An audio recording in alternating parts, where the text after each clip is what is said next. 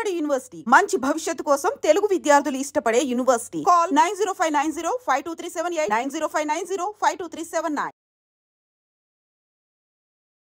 Hi guys, welcome to I dream. నేను మీ చాణక్య. మరి ఈ శుక్రవారం రిలీజ్ అయిన సినిమాలు 2 ఉంటే అందులో మనం ఈరోజు మరి బాపు సినిమా మూవీ ఎలా ఉంది, మరి అందులో ప్లస్ ఏంటి మైనస్ ఏంటి, ప్రేక్షకులు మరి ఎంటర్టైన్ చేయగలిగేలా కెపాసిటీ ఉందా లేదా అనే బోల్డ్ అనే విషయాలు మనతో పాటు మాట్లాడడానికి ఈరోజు మీ చాణక్యతో కూడా ఉన్నారు మరి ఫిలిం క్రిటిక్ శ్రీనివాస్ గారు. మరి అయితే సార్ని అడిగి తెలుసుకుందాం. Hi sir. నమస్తే సార్. హాయ్ అండి. Sir, Bapu cinema the father story అని చెప్పేసి అని అన్నారు. అండ్ అందులో మెయిన్గా బ్రహ్మాజీ గారు, ఆమని గారు అండ్ ఇంకా చాలామంది యాక్టర్స్ అనే వాళ్ళు కూడా ఉన్నారు. అండ్ బలగం సుధాకర్ రెడ్డి గారు ఆయన మెయిన్ టైటిల్ రోల్గా కూడా ప్లే చేస్తూ ఉన్నారు. ఈ movie trailer and teaser release అయిన తర్వాత చాలా మంచి పాజిటివ్ అనేది కూడా ప్రేక్షకుల మధ్యలో వచ్చింది. ఒక చిన్న బజ్ అనేది కూడా క్రియేట్ అయింది. మరి మూవీ రిలీజ్ అయింది, సో దీని మీద మీ ఒపీనియన్ ఏంటి, ఎలా ఉంది?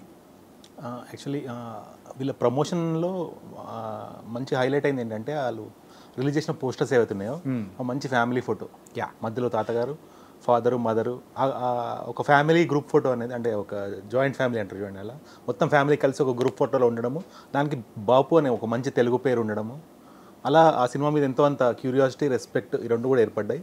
ప్రీ రిలీజ్ ఈవెంట్లో కూడా బ్రహ్మాజీ గారు మాట్లాడిన మాటలు, ఆ చలోక్తులు అదని బాగా ఆకర్షించాయి. సో సినిమా మీద పాజిటివ్ బజ్జే ఉంది. సో బలగం తర్వాత చిన్న సినిమాల్లో మంచి సినిమాలుగా కొన్ని సినిమాలని మనం గుర్తిస్తున్నాం, చిన్న సినిమాల్లో మంచి సినిమాలుగా. సో ఆ కేటగిరీకి ఈ సినిమా ఖచ్చితంగా చెందుతుంది.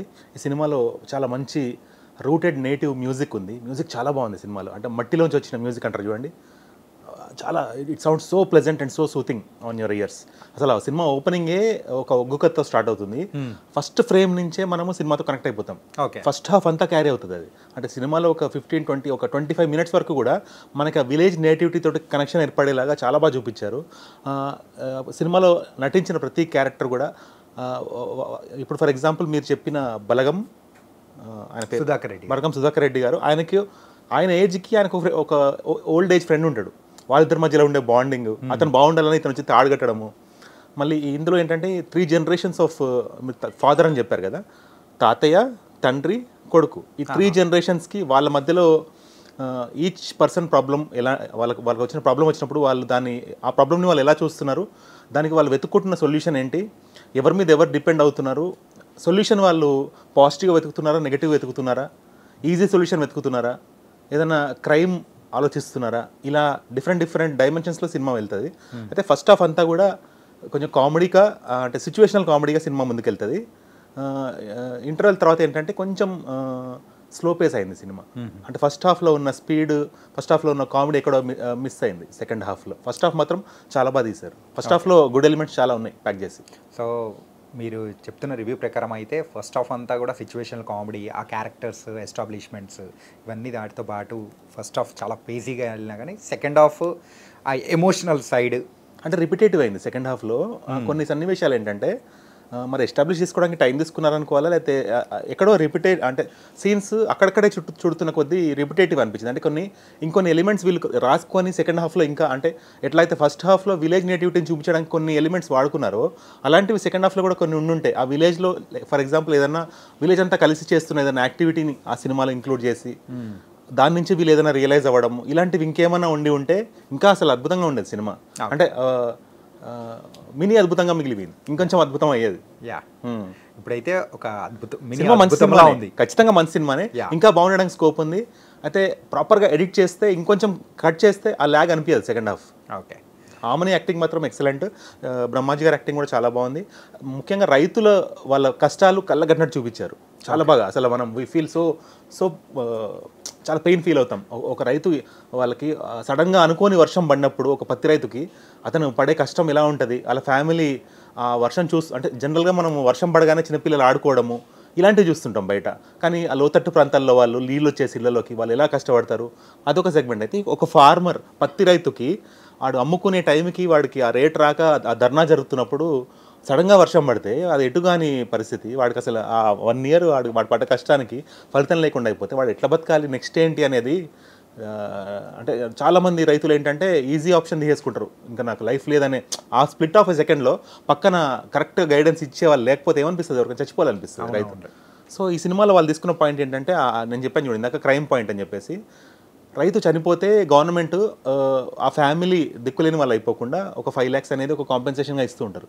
దాని మీద ఆధారపడి ఇంట్లో ఎవరైనా చనిపోతే ఆ డబ్బులు వస్తాయి కదా అని దాంతో అన్న బతుకుదామనే ఆ జోన్లోకి వెళ్ళిపోతారు వీళ్ళు. అంటే ఒక సిచ్యువేషన్లో వాళ్ళు ఇంకా ఎలా బతకాలి అనే ఒక దిక్కులేని పరిస్థితులు, అప్పులు వాళ్ళు వచ్చి ఇబ్బంది పెడుతుంటే ఆ జోన్లోకి వెళ్ళిపోతుంది సినిమా. ఓకే. సో మొత్తానికైతే బలగం తర్వాత ఇది ఒక మరో బలగం అనుకోవచ్చా? అలా చెప్పలేము. Balagam is one of its kind. కానీ ఆ బలగం ఫీల్ని క్యారీ చేస్తూ ఇదొక different story, different way. So మొత్తం మీద అయితే అంటే ఇది కూడా బలగం అవ్వాలంటే సెకండ్ హాఫ్ కూడా బాగా తీసి ఉండాలి. ఓకే. అప్పుడు బాగుండేది. So music బాగుందన్నారు. మ్యూజిక్ చాలా బాగుంది, బాగుండగా చాలా బాగుంది. ఆర్ఆర్ దువాను ఇచ్చిన మ్యూజిక్ చాలా and coming to the direction sir, దయా డైరెక్టర్. అదే అండి, ఫస్ట్ హాఫ్ డీల్ చేసినట్టు సెకండ్ హాఫ్ ఎక్కడో, ఫస్ట్ హాఫ్ గ్రిప్పింగ్గా తీసుకెళ్లారు, ఆ గ్రిప్ సెకండ్ హాఫ్ ఎక్కడో కొంచెం లూజ్ అయింది. అది కూడా టైట్గా పెట్టుకుంటే బాగుండేది. ఈవెన్ తను రచ్చరవి కూడా, మనకి చాలా సినిమాలో రచ్చరవి కామెడీ రెపిటేటివ్ అవుతుంది అండ్ లౌడ్ అవుతుంది, అరుస్తూ చేస్తాడు కామెడీ. ఈ సినిమాలో కొంచెం హిస్ పర్ఫార్మెన్స్ ఇస్ డీసెంట్, బాగా చేసిండు, లౌడ్ వాయిస్ లేదు. తనకి కూడా ఒక క్యారెక్టర్, మంచి క్యారెక్టర్ పడింది సినిమాలో, ప్రామినెంట్ రోల్ పడింది.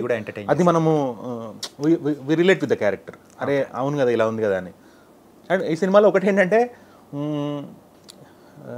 చాలా క్యారెక్టర్స్ ఈ సినిమాలో, అంటే డైరెక్టర్ సీన్స్ ఇంకొంచెం బెటర్గా రాసుకోవాల్సింది అనే ఎగ్జాంపుల్ ఏంటంటే, ఈ సినిమాలో ఒక 30% మనం స్క్రీన్ మీద చూసేది వాళ్ళు తింటూ ఉంటారు.